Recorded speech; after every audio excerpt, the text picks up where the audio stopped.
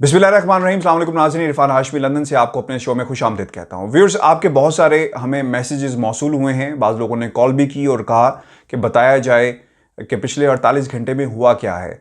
बहुत सारी मुतज़ाद इत्तलात आ रही हैं और जो अब तक की सूरत हाल है इस पर आप जो हक़ाइक़ हैं वो कौम के सामने रखें। कुछ लोगों को हमने फ़ोन किया, पाकिस्तान का मीडिया जिस तरह ख़बरें आपको दे रहा है, कुछ खबरें हमने भी देखी, हमारे नज़र से भी गुजरी, तो ये मैंने ज़रूरी समझा कि पिछले 48 घंटों में हुआ क्या आपके सामने हम वो हक़ाइक़ रखें। और कुछ हमारे सवालात हैं पाकिस्तान के इदारों से, पाकिस्तान की हुकूमतों से, पाकिस्तान के सियासतदानों से। लेकिन जो सूरत हाल थी पहले मैं वो आपके सामने रखूँगा और फिर जो सवालात हैं वो हम इन लोगों से पूछेंगे।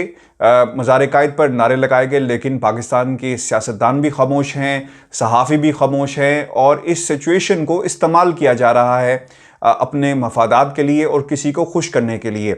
सिचुएशन ये रही कि 18 अक्टूबर को मरीम नवाज़ और कैप्टन सफदर मज़ार-ए-कायद पर गए, वहाँ पर हाज़िरी दी, वोट को इज़्ज़त दो के नारे लगाए गए उस जगह पर जहाँ पर नारे नहीं लगाने चाहिए। कानून मौजूद है और इसकी खिलाफ वर्जी की गई, ये जुर्म किया गया। मोहम्मद ज़ुबैर की तरफ से ये कहा गया कि IG सिंध को ज़बरदस्ती ले जाया गया और कहा गया कि आप दस्तखत करें और फिर गिरफ्तारी हम कर लेंगे। इस तरह की खबरें भी मीडिया पर आई और सबसे पहले खबर हामिद मीर साहब ने मीडिया के साथ जो है वो शेयर की। और फिर ये भी देखा कि कई घंटे गुजर गए, सिंध हुकूमत की तरफ से किसी किस्म का बयान सामने नहीं आया। फिर बिलावल ने अपनी एक प्रेस कॉन्फ्रेंस की और फिर हमने ये भी देखा कि बिलावल ने अपनी इस प्रेस कॉन्फ्रेंस में कहा कि मैं बहुत शर्मिंदा हूँ, जो कुछ हुआ नहीं होना चाहिए थे।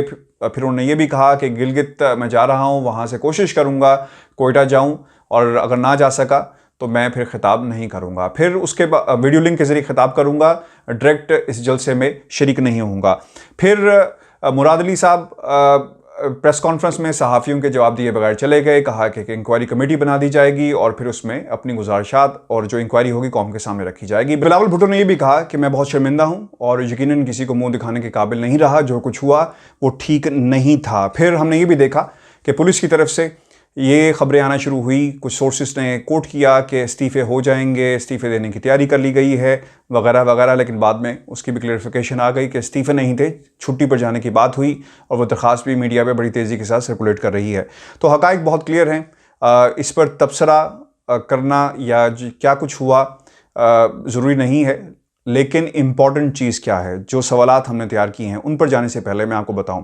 हामिद मीर साहब वर्सेस कामरान खान साहब। कामरान खान साहब के साथ मैंने काम किया है और बड़ी देर काम किया। दुनिया टेलीविज़न मीडिया ग्रुप, वो एडिटर इन चीफ ऑब्वियसली हैं और उनकी सहाफ़त को मैं बहुत अच्छी तरह जानता हूं कि किस किस्म की वो सहाफ़त करते हैं और कैसे वो सहाफ़ी हैं।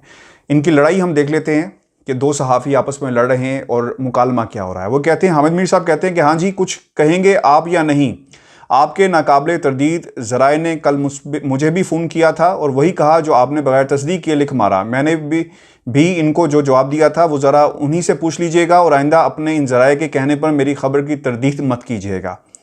PDM अंदरूनी खेल, ये कामरान खान साहब कह रहे हैं, जिसके जवाब में हामिद मीर ने लिखा है, PDM अंदरूनी खेल शुरू, मरियम बीबी आइंदा सिंध आने की दावत सोचकर कबूल फरमाए। नाकाबिल तरदीद ज़राए बताते हैं कि IG सिंध मुश्ताक महर हंसते खेलते कैप्टन सफदर की गिरफ्तारी के तमाम मराहिल में अपने सीनियर एहलकारों के साथ शरीक रहे।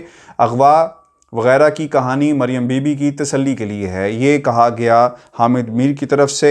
और फिर ये भी आया कि IG सिंध समेत सिंध पुलिस के कई सीनियर अफसरान ने कैप्टन सफदर के खिलाफ मुकदमे के मामले पर डाले जाने वाले दबाव पर बतौर एहतजाज छुट्टी की दरख्वास्त दे दी है। इस बहरान को हल करने के लिए वफाकी हुकूमत को क्या करना चाहिए, चूँकि IG वफाक के मातहत आता है। ये लड़ाई ट्विटर पर शुरू हो गई। व्यूअर्स, आपको बताते चले कि दो सहाफ़ी आपस में लड़ रहे हैं, लेकिन यहाँ पर किसका सोर्स तगड़ा है, किसके सोर्स ने क्या कहा, यह लड़ाई हो रही है।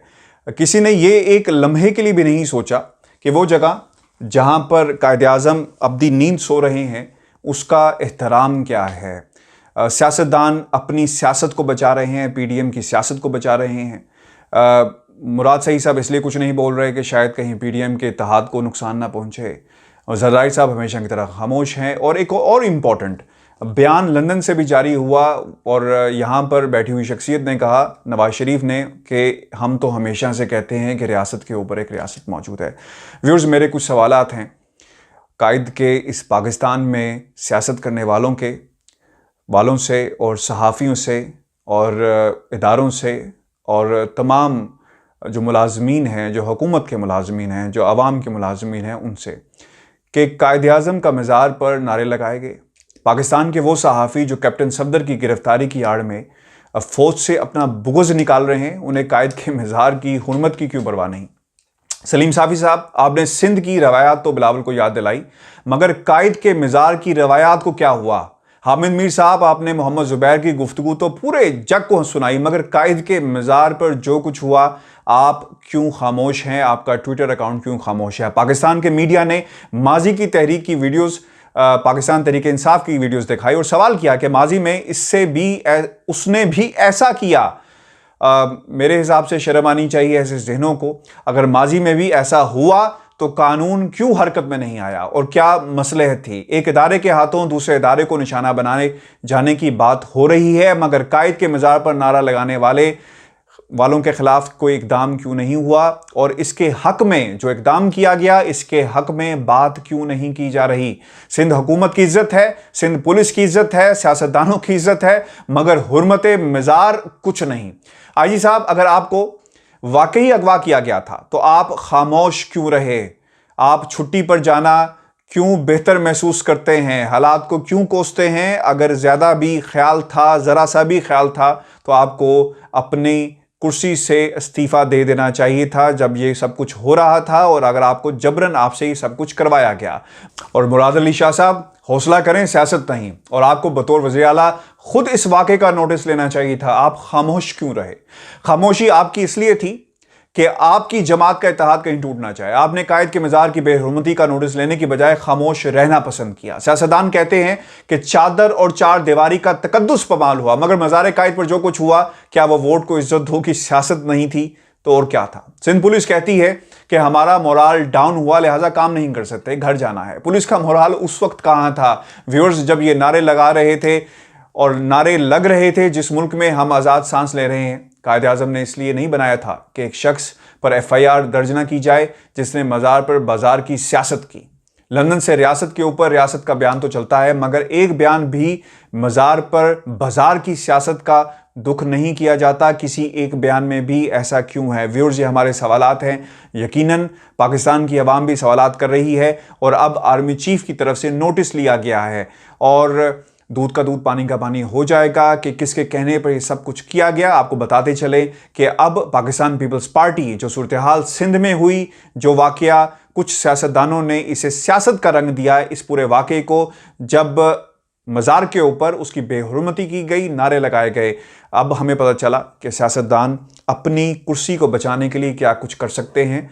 और बिलावल, बहुत ही अच्छा होता अगर आपकी तरफ से कोई बयान आता कि मज़ार पे जो कुछ हुआ इस पर मैं शर्मिंदा हूँ, पाकिस्तान पीपल्स पार्टी शर्मिंदा है, पाकिस्तान का हर शख्स शर्मिंदा है, लेकिन आपने ऐसा पैगाम, ऐसा बयान नहीं दिया, चूँकि आप मसलहतन कोई बयान या पैगाम नहीं देना चाहते, क्योंकि आपकी सियासत इस वक्त बोल रही है, पाकिस्तान से मोहब्बत नहीं बोल रही।